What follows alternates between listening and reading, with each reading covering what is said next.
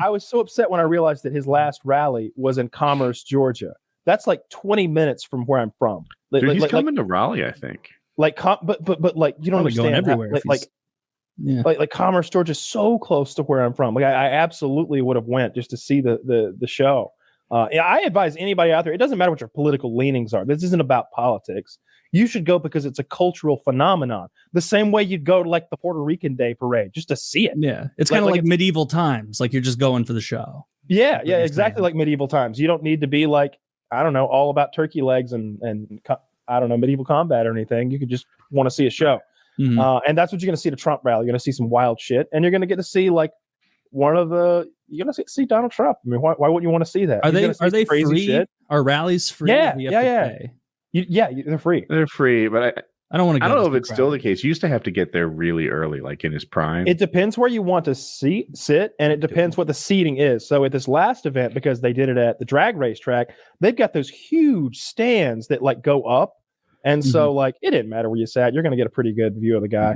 Like where I went, we were in an auditorium. I think I was like roughly 4th row, 5th row, maybe back. So I had gotten there at 5 a.m. I was in line at like 5 a.m. roughly, something like that. I spent the night up there to like get there early, and I was like, oh, we're going to be in the front row. We're going to be able to smell them. Nope. Nope. There were a lot of people there when we got there. It might be easier now because you went, it was his first presidential run, and he was just captivating America, right? Yeah. But right now, he's not running for anything. You're just going to listen to him sing his greatest hits about the election being stolen. I don't think he's filling places anymore. So you can get a seat. You'll be inside. Yeah.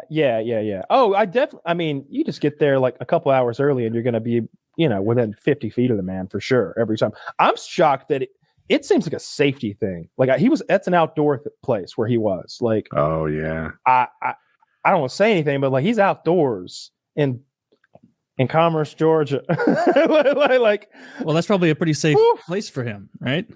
I mean, politically, it doesn't get any safer, but like he's just saying a guy with bad intentions. But I mean, a guy with bad intentions. He's a former president. Like they all have their group of guys like securing shit. Like Jimmy Carter's is dead basically, and he's still got Secret Service.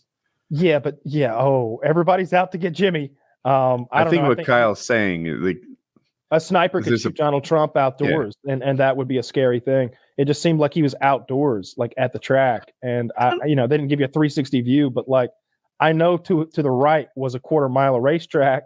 I've been there a bunch of times. I'm sure they're pretty careful. Taylor has a lot of confidence in the Secret Service. I don't know. I'm like, how can you secure outdoors? Yeah, outdoors is a big place. I feel I'm just basing it on the fact that like more presidents haven't been assassinated. Maybe that could be that like very few people want to assassinate presidents. It could be that the Secret Service is stopping more than we know. I have no idea. Right? I lean into this. People generally don't try to kill people all the time. Like yeah, that's probably likely. I don't know. DoorDash on the surface seems like an incredibly dangerous job. Going to strangers' houses and knocking on the front door, like you're super vulnerable. Except that people aren't like that in real life. Like people generally don't. I don't hear about DoorDashers. Yeah. Well, you're all like, and they have your information and everything. Like if you do something, it's this. They've got you.